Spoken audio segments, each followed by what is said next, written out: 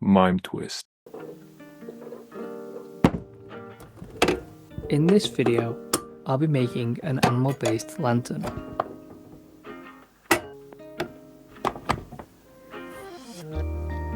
But to achieve that, I need to set up a sewing machine. As lanterns have culturally appeared around the world at various points in time, and can appear like and look like many things.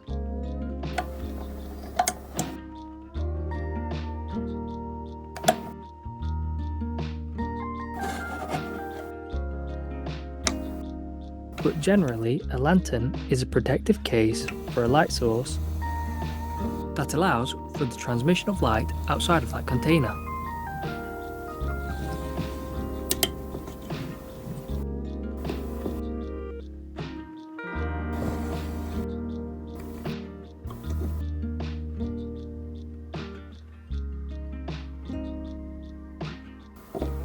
Historically, the layer allowing light outside of that container could have been made from things like paper, horn, glass and silk.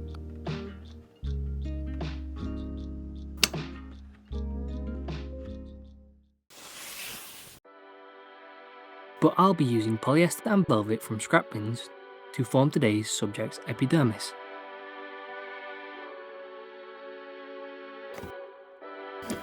To get repeatable outcomes, I'll be using a stencil of the animal's rough silhouette, alongside the sewing machine's guide so I can trace around the fish in sections. The polyester I'm using is a light, slipping material and can easily slide around on itself.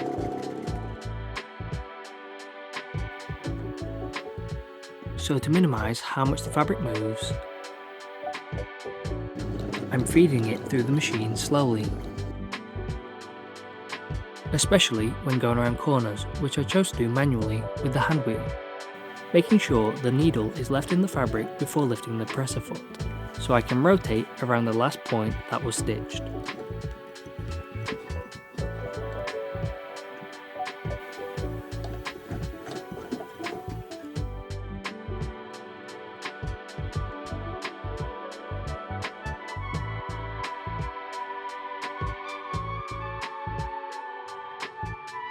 As I trace around the back of this fish, you may notice that the front dorsal fin is a lot smaller than the back dorsal fin. This feature is not unique to this species, but is one of the qualities used to identify it, just like its colour. The two colours I'm using are not super accurate to the specimen, but in photos they can appear similar shades.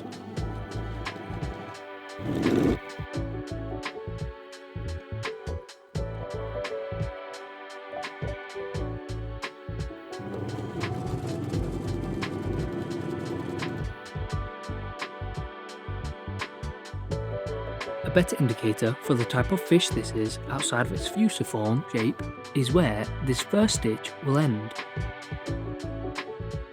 that being its anus. Ironically, we call ours a brown knot, and a knot is what's needed here.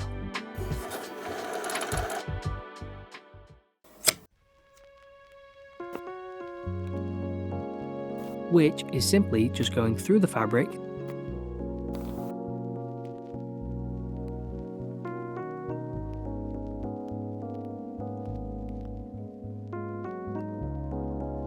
then back out the fabric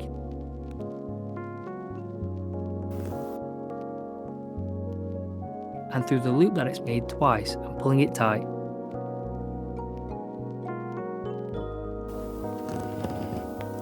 This needs to be done to all the loose ends of the thread from the stitch. Going back to this animal's features, or in this case lack of features, it has no anal fin, which for a shark is quite distinctive and can indicate it might fall under the order of Squaliformes, also known as dogfish. But as there are a lot of species of dogfish, another thing used to identify it is its belly, which is what I'm making now, by spreading the polyester and pinning it to the velvet. Even though the polyester has more grip against the velvet is thick and can move.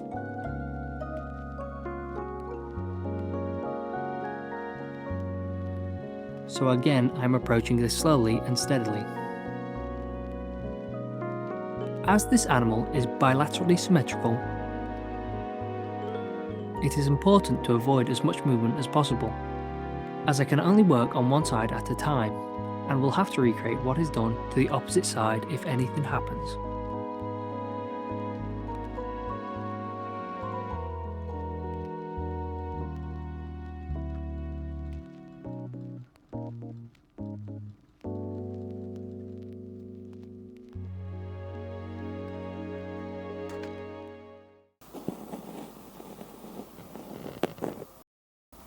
These stitches will stop at the shark's mouth,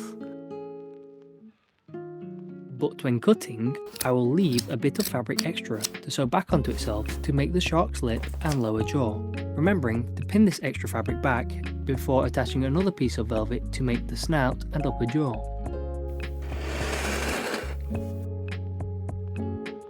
This makes an entrance with a raw edge. To avoid the fabric fraying, I will add a blanket stitch. This means knotting a thread,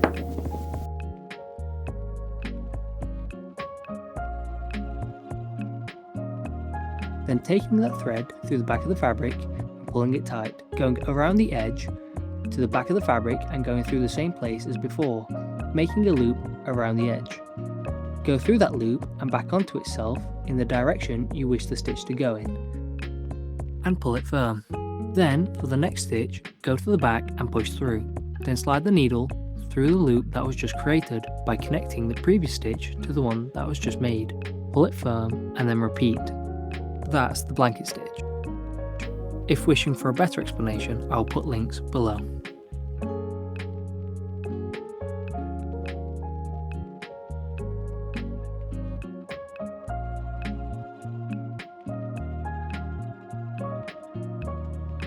Once that's done, I need to pin the lips back with a simple stitch.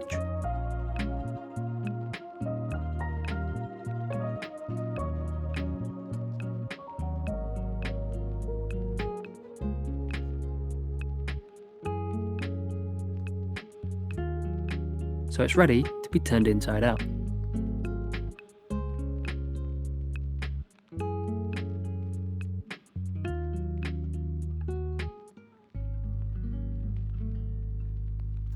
So the details, like the 5 small gills on each side of the fish, can be added.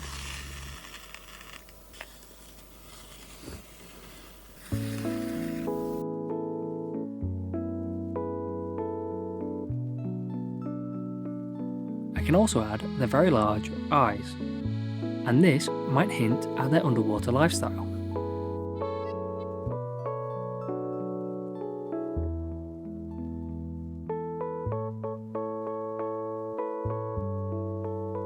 The stuffing I've used is only temporary. It's only so I can check its shape and see what I'm working with.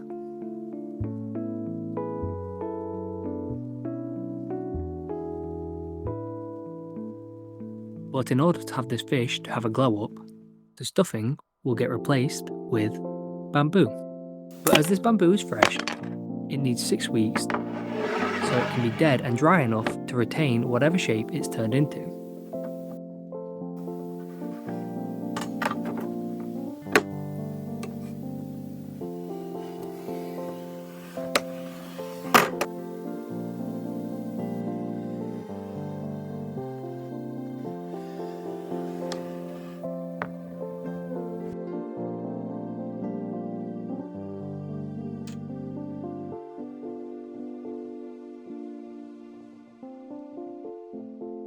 I need to divide this bamboo into 8 segments.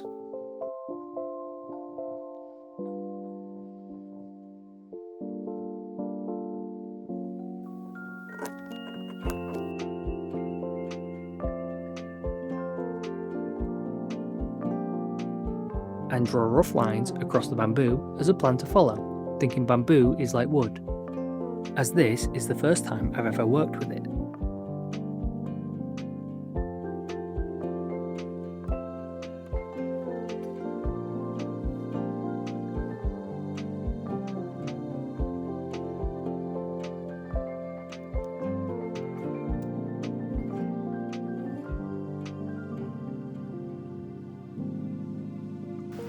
The bamboo I'm using, the sections aren't long enough, so to make up for that I'm going to use 2 sections with a node in the middle.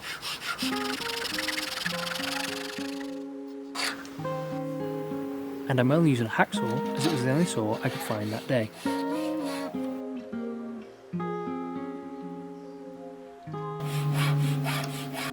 But at the start this is fine, as I will only be working on each line in small sections.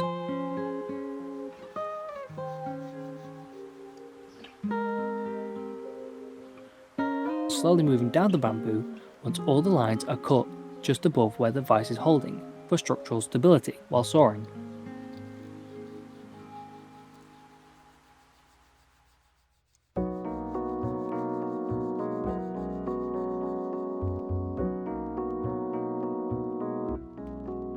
My aim is to reach just above the middle node and mirror that on the other side, but the hacksaw frame could damage the bamboo as I get close towards the base. To avoid this, I could just use the blade. But what would be better is finding my pull saw.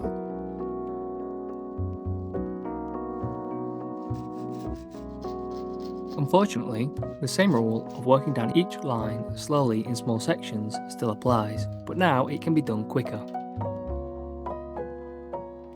If you're ever going to try this, please don't saw with your fingers under the blade. Luckily nothing happened here, but be smart about this, and remember to wear safety goggles alongside a mask and be in a well ventilated area. As you can see, it's very dusty.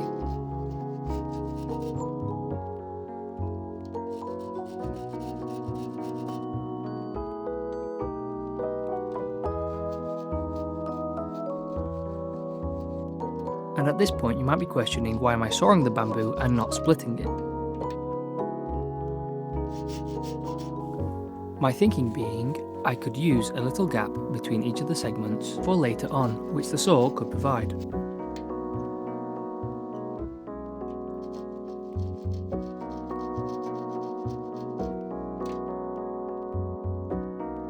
And to keep it consistent, I even went as far as to sand between the gaps.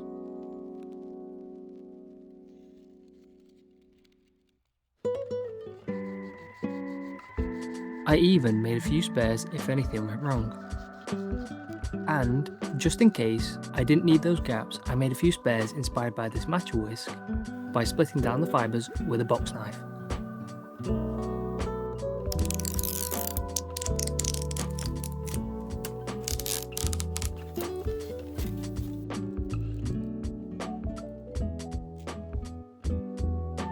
Now that I have several prepped, I'm ready to soak the bamboo in a hot steamy bath for 12 hours or for overnight, in hopes it makes it soft and flexible.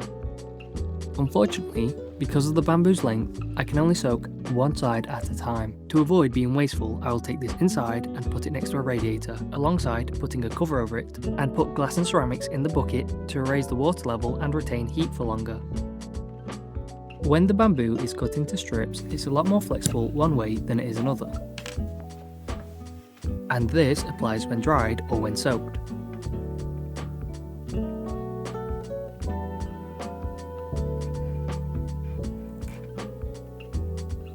To bend it in the less flexible direction, twisting it and having the more flexible side face that direction is a lot easier, meaning you can achieve a larger variety of curves when bent.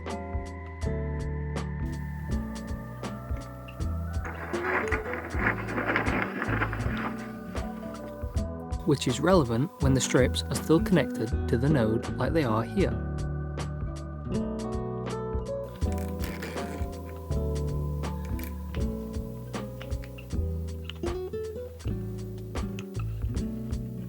The soaked bamboo is still quite elastic and will want to return to its original shape.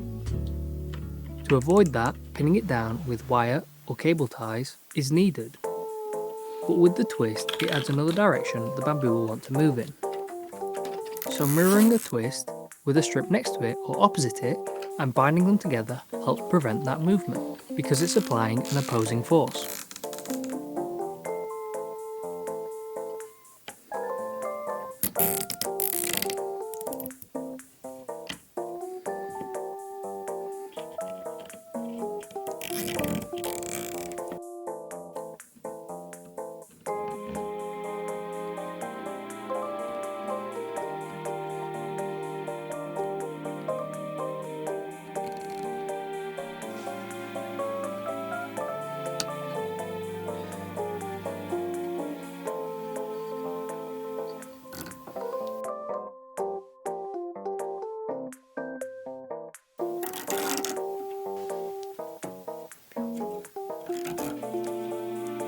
Because I made 8 strips either side of a node, making 16 strips in total, allowing for a lot of adaptability to the interior in case any damages or problems occur while bending.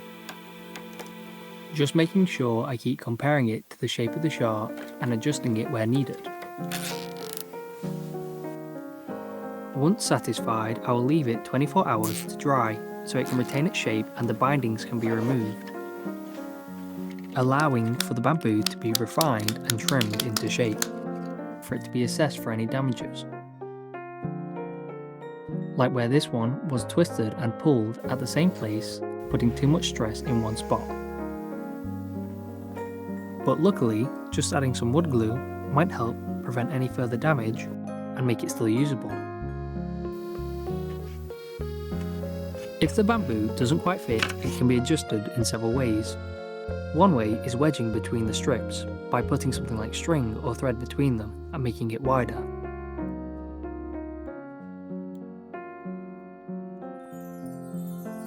But that depends on the chosen shape, as the interior can be achieved in several ways, like what's shown on screen.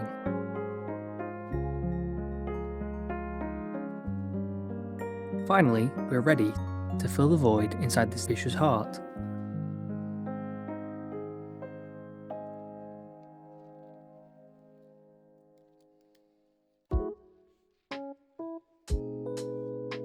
It will need to be adjusted here and there to make it a snug fit.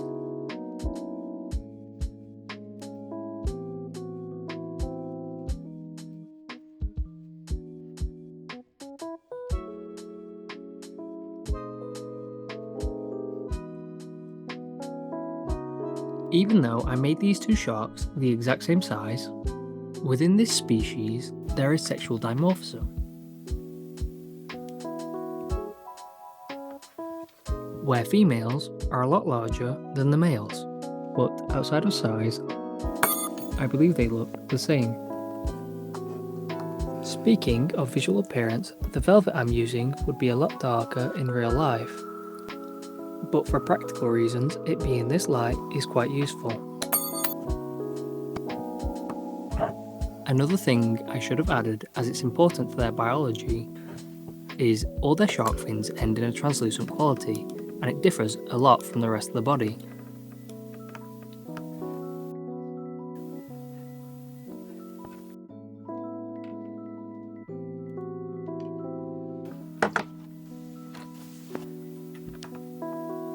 These fish can show up in a lot of places and have quite a wide distribution, and can include anywhere from the Eastern Atlantic Ocean all the way to the Western Mediterranean Sea. This makes specifics of their lifestyle vary depending on where they are found, but something that is found in a lot of their diets are species of shrimp and krill.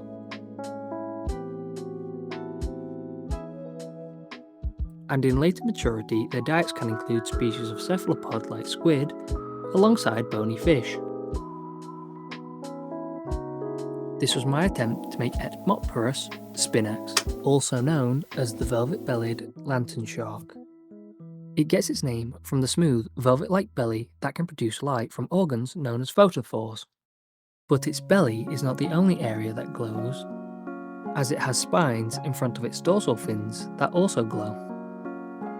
Unfortunately, I couldn't find a lot of research into the animal's lifestyle, but there are several speculations onto why this species is bioluminescent. One theory is for communication to warn predators, but another theory is for counter-illumination, as they can live at a depth called the mesopelagic zone. This is where limited sunlight can reach, and gets progressively darker the deeper you go. So illuminating your belly to hide any shadow or silhouette from below helps avoid predators. But we can't say for certain why they glow, all we know is that they do.